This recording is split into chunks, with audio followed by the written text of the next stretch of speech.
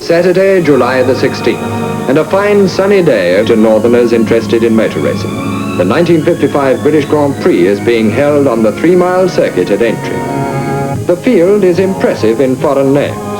Ferrari, Mercedes and Maseratis are all here in force. Stirling Moss for me was the first really, truly professional Grand Prix driver. I think the same could be said of the great Juan Manuel Fangio, who Stirling Moss idolised in a way, but he did it in a softer, less obvious way. Stirling Moss, out of a racing car, just walked, talked and behaved like everybody wanted that racing driver to be. Stirling was always the ultimate, the consummate professional who got everything neatly organised and tidy. And although it's a slight exaggeration, it's not all that much of an exaggeration to say that Peter Collins and Mike Hawthorne floated through the whole thing like a couple of sixth form public school boys having fun. The famous trio were Moss, Hawthorne and Collins, the three musketeers. Stirling was always on parade. Hawthorne was flamboyant, the sort of Spitfire pilot type of man with a pint of beer and a pipe. Peter Collins had the most wonderful personality. He was the man who could charm the birds out of the trees by just looking at them. Neither Hawthorne nor Collins would apply themselves so professionally as Stirling did. They would have on days and off days, but they were never the same type of driver that Stirling was. They had probably a little more fun out of it, but they were never totally committed all the time, 100% of the time, to success.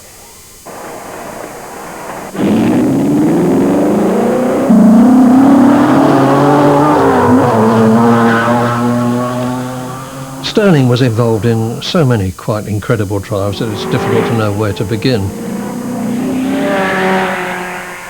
That quite unbelievable win he had in the Mia Emilia, which was a 1,000-mile race around public roads in Italy, and he drove the Mercedes-Benz 300 with Dennis Jenkinson as his co-driver. And they won the race at an average of just under, an average on public roads in Italy of just a whisker under 100 miles an hour. Brilliant achievement. It was a truly fantastic drive.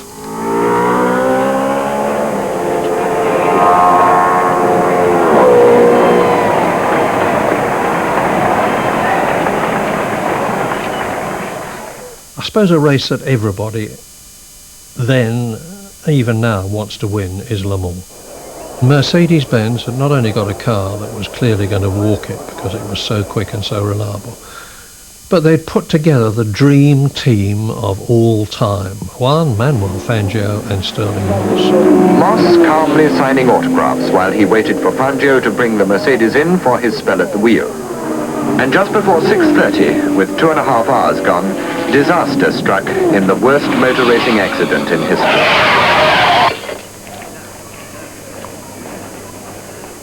Pierre Leveg's Mercedes-Benz went into the crowd and killed literally dozens of people.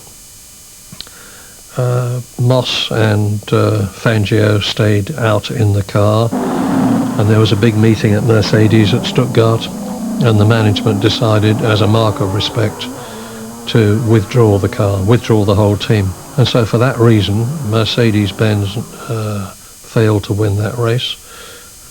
Stirling failed to achieve his ambition to win Le Mans. He drove at Le Mans subsequently for Aston Martin, but he didn't win.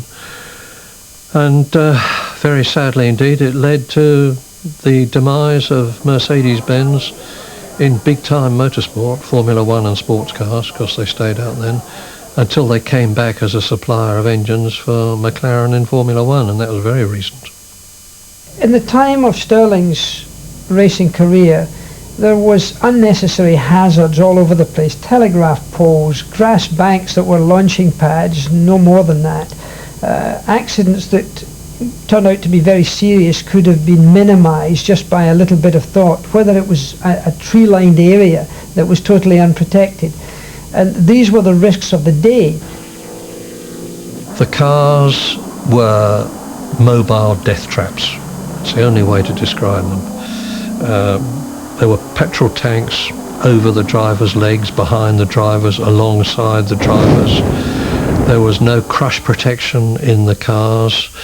The drivers had no safety belts. They wore T-shirts with bare arms.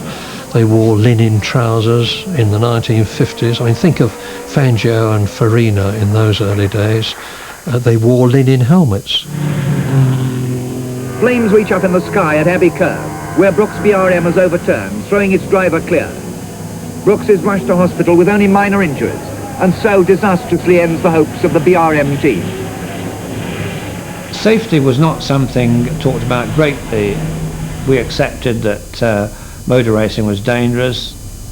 The element of danger was very much an inherent part of the sport, and in my view a much greater psychological challenge than they have today. But I'm all in favour of the safety of the cars and the circuits today. The point I'm making is that it is a different sport. Stirling has at last found himself a British car that seemed a possible contender for championship honours, and with Stuart Lewis-Evans and Tony Brooks formed the Vanwall team. In 1957, Tony Vanderbilt put 4 single-cylinder Norton racing motorcycle engines together, 500cc, and made a 2-litre engine, and put it in a chassis which Colin Chapman had designed and Keith Costin had done the aerodynamics for. A wonderful car. And there was every sign that at last Tony Vanderbilt was going to achieve his ambition of beating those damn red cars, which were Ferrari. He was a passionate Englishman, and Stirling's a passionate Englishman. And here was this car with a chance of winning a Grand Prix. And it was the British Grand Prix. Stirling drove absolutely magnificently, brought it home in first place. And that was the first win in a Grand Prix, a World Championship Grand Prix, by a British car for a very, very long time. I think Stirling's relationship with the other drivers was good. I think everybody respected him, and I think this respect could possibly be interpreted as used by Stirling to outpsych the competition, but I don't think it was anything he deliberately did. I think it's just that the other drivers recognised how good he was, and if you become too convinced about that, you find yourself at the wrong end of a psyching out situation. He virtually never smoked. Sometimes he would have a cigarette after a race. He never drank. And as far as women were concerned, he told me that he never used to have them once they were practice had started. I remember on the night before his birthday or something in Austria, I think that the rule was broken, but he still won the race. Yes, where? Yes, Monte Carlo, a small principality in the Stirling area.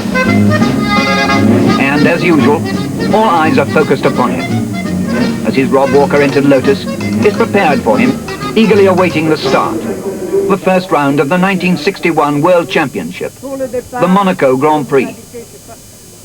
It's arguable what Stirling's best drives ever were, but in my opinion, Monaco is in 1961 in the Lotus. He was up against the new shark-nose 1.5 litre rear-engine Ferrari at last. Enzo Ferrari, the Commendatore, having derided the cars of the garagistes, as he used to call them, these people in Britain who are just garage owners really, they're not professional car builders. He'd produced at last his first rear-engine car, 1.5 litre shark-nose Ferrari, and they were jolly quick. And he had Phil Hill, who subsequently became world champion, the American. He had Richie Ginther, and he had the German Count Wolfgang von Trips. Because Stirling was so quick, and because the official Lotus team had people like Jim Clark, and naturally the works drivers got precedence, Stirling never got the latest Lotus to drive. He was always in last year's car. Up the hill from San Devote, Moss keeps the veteran Lotus well up amongst a field of brand new 1961 models. Moss is right on Ginther's tail as they take Casino Square. As on the 13th lap, Moss goes into the lead. He sat in that Lotus for lap after lap after lap of this most demanding circuit, braking, accelerating, going through the tunnel, and all the time he had these 3 Ferraris snapping at his gearbox. Stirling holds a lead despite the efforts of the far more powerful Ferraris. Even an extra 30 brake horsepower is no substitute for the skill of Moss. As round and round the classic Monaco circuit, he drives the race of his life. Richie Ginther and Phil Hill literally took it in turns to change places and build up their attack again so that the one who was behind Stirling could push very hard. And right to the end, Stirling stayed out there. It was a quite magnificent victory. The crowds wait to acclaim him, and the flag falls for Stirling Moss to mark his 3rd victory in the Monaco Grand Prix, a feat no other driver has accomplished.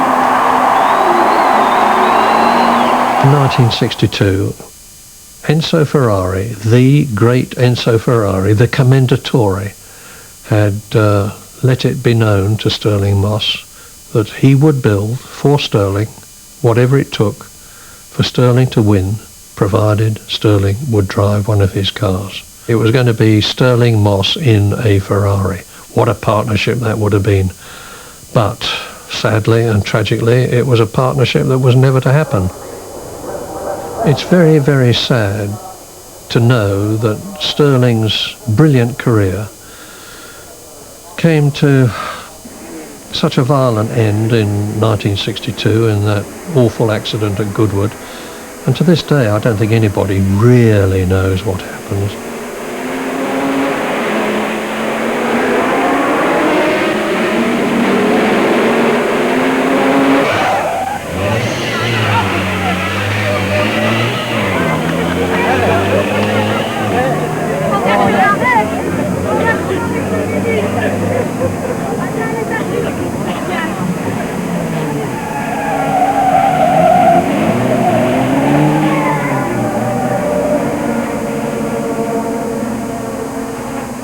I don't think I've ever seen any racing driver have an impact on the British public the way Stirling did as a result of that accident. The world was turned upside down overnight. There was nothing we could do or say. We couldn't make any pronouncements. Stirling, I think, was unconscious for 38 days, and it was not known whether he would be able to drive again or not for a considerable time. He thought of coming back, and he actually had a test. He subsequently said he had a test too soon, because if he'd left it for a year, he probably would have got all his reflexes back and possibly been as good as he had been. But he decided he was going to stop, and he started a new profession, being Stirling Moss.